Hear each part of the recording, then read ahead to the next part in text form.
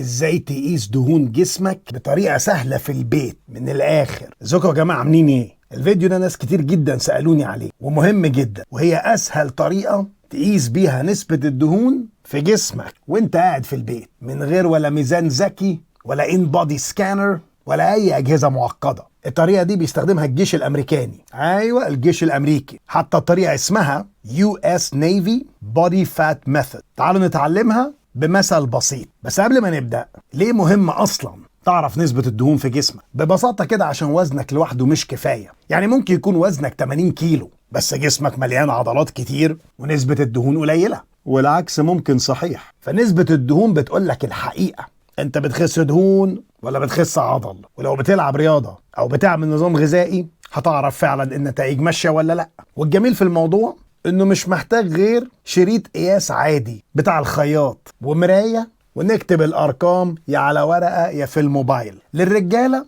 هنحتاج 3 حاجات: محيط الرقبة من تحت ادمز ابل كده شوية، محيط الوسط بالظبط عند نقطة السرة، والطول. ولو المقياس لواحدة ست هنحتاج محيط الرقبة، محيط الوسط، الطول، وحاجة إضافية محيط الأرداف، أوسع نقطة في المؤخرة. تعال ناخد الكلام ده في مثال. هناخد شاب اسمه كريم، طوله 180 سنتي، وزنه 85 كيلو، رقبة 40 سنتي، الوسط 90 سنتي. عشان أبسط لكم الحسبة هنخش بعد كده على موقع ندخل فيه الأرقام دي. اللينك أنا هسيبه لكم تحت الفيديو ده. هنحط الأرقام بالطريقة دي وهتطلع لك النتيجة في ثانية.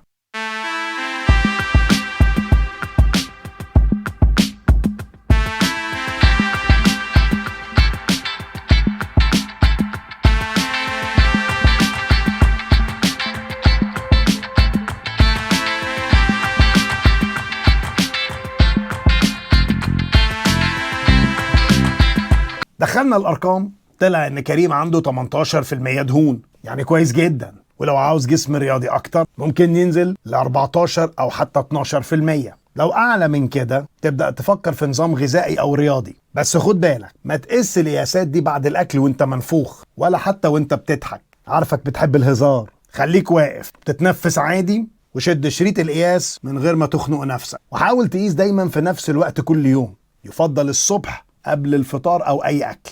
جرب الطريقة دي وقول لي في الكومنتات طلع نسبة الدهون عندك كام، وفكر كده هل الرقم ده مناسب لهدفك ولا لا. ولو عاوزني اعمل لكم حلقة ازاي تقلل نسبة الدهون وتزود العضل، برضو اكتب لي في الكومنتات. ولو استفدت من الفيديو ما تنساش تعمل له لايك شير وسبسكرايب عشان غيرك يستفاد. وهي دي اسهل وابسط طريقة تقيس بيها نسبة الدهون في البيت من غير اي اجهزة من الاخر.